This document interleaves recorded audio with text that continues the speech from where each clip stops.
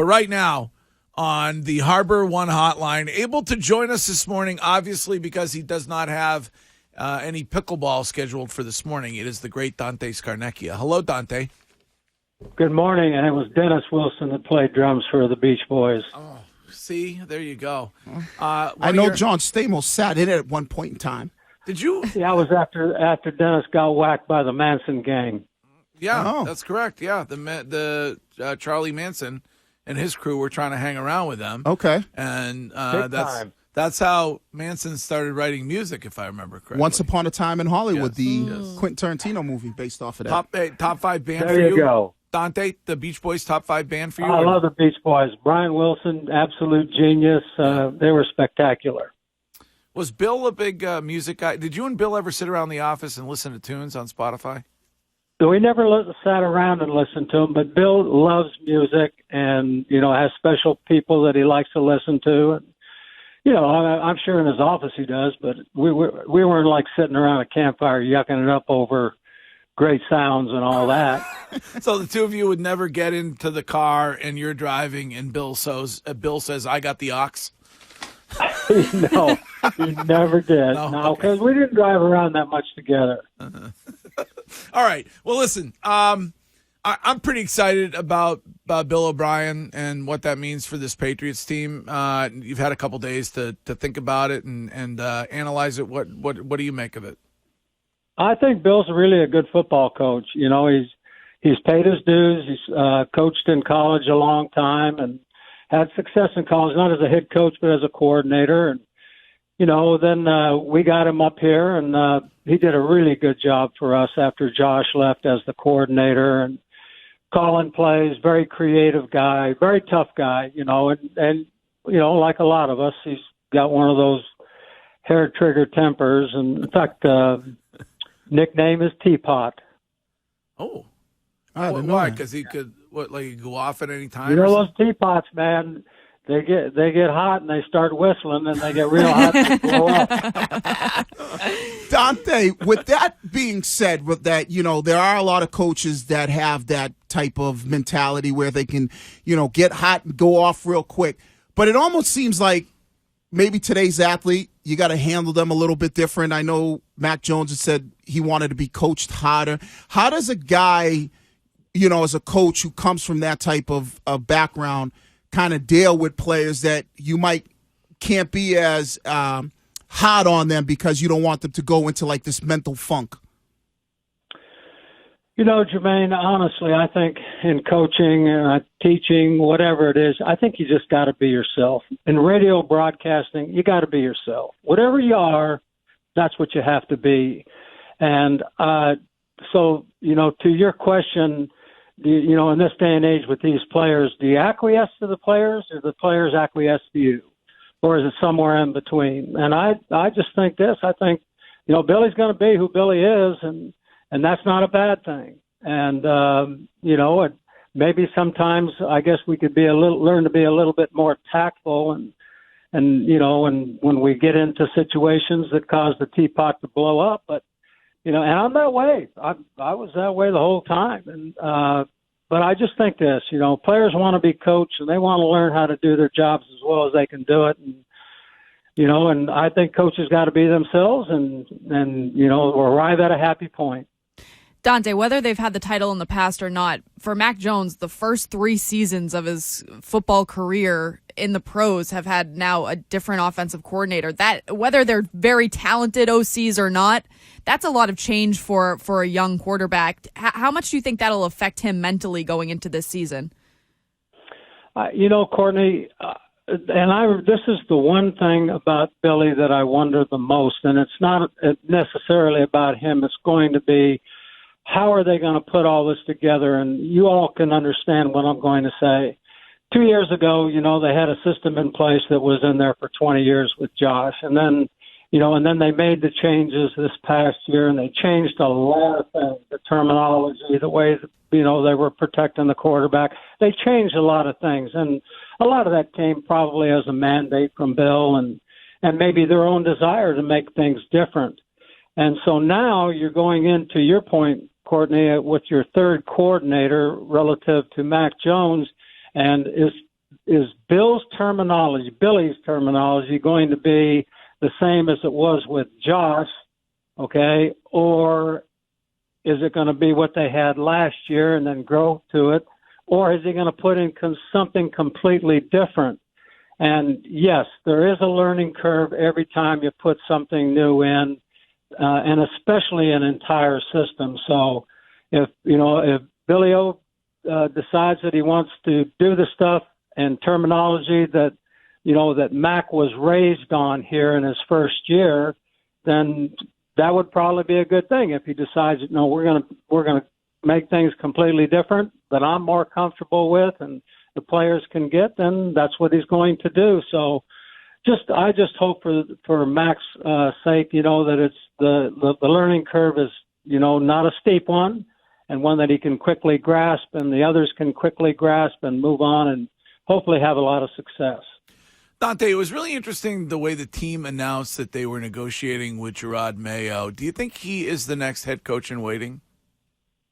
I think you can speculate to that. Why do it? Why make this whole point? And we don't want this guy to take interviews. We want him to stay here. What are you grooming him here to stay for? I mean, he's really. He and Steve, I'm sure, work hand in hand with the defense. Steve's calling the defense. So where does that leave Jerod in the whole process? Does it mean that, ultimately if Steve goes on and moves, then you have Jerod in place? Or does it mean something bigger? All we can do is sit and speculate about that. Dante, when you look at the offensive line, you're going to have some guys that are going to be free agents. Obviously Isaiah Wynn, Yadni Kajus. There are going to be some positions. Trent Brown, we don't know what that situation is going to be. What's the most important thing for them, this coaching staff, front office, to do this year? Is it to try to potentially go out and grab a free agent to put alongside Cole Strange on their left side, or get another Trent Brown? I'm just thinking about this pickleball-wise, would probably be good because he just stands there, doesn't move at all. He could block half the court. If he it's more than half. Trust me, it's more than half. Okay? Because his body's 4 feet wide anyways, and his arms are 36 inches each.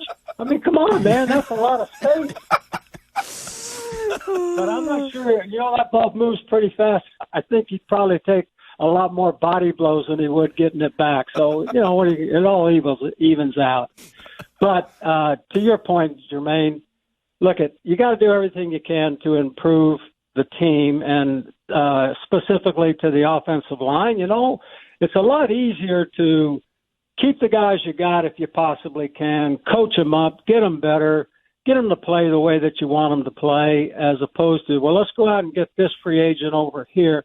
That free agent stuff, it sounds good, but, if you want to get a really good one, you're going to have to pay a lot of money. And I like getting them in the draft as young, and maybe they're a little bit inexperienced, but they're a lot easier to train and get them to do the things you want them to do, because they're far more impressionable and not, used to doing things their own way. So, Dante, one of the most impressive things that has sort of come from the end of the Patriots' 20 years of winning titles every other year has been to watch the other teams that win basically blow up immediately after one title. And I'm just curious to get your mindset of why you guys were so able to replicate success that seems to be impossible for every other team in the NFL. I remember when we went to the Super Bowl with Raymond Berry and unfortunately played the Chicago Bears. But at any rate, we won 3 playoff games on the road, went to the Super Bowl, and the next year we didn't practice, we didn't prepare the way that we had done the year before. And I think that there is a malaise that settles in upon teams that have some success, and all of a sudden they're not as hungry, they're not as inspired, and maybe, the key guy in a lot of cases, that quarterback, he doesn't work as hard, or he's the guy that works harder, and then he sets the tempo for the team to be as good. Example, Mahomes, example, Burrow. I mean, those guys are unbelievable.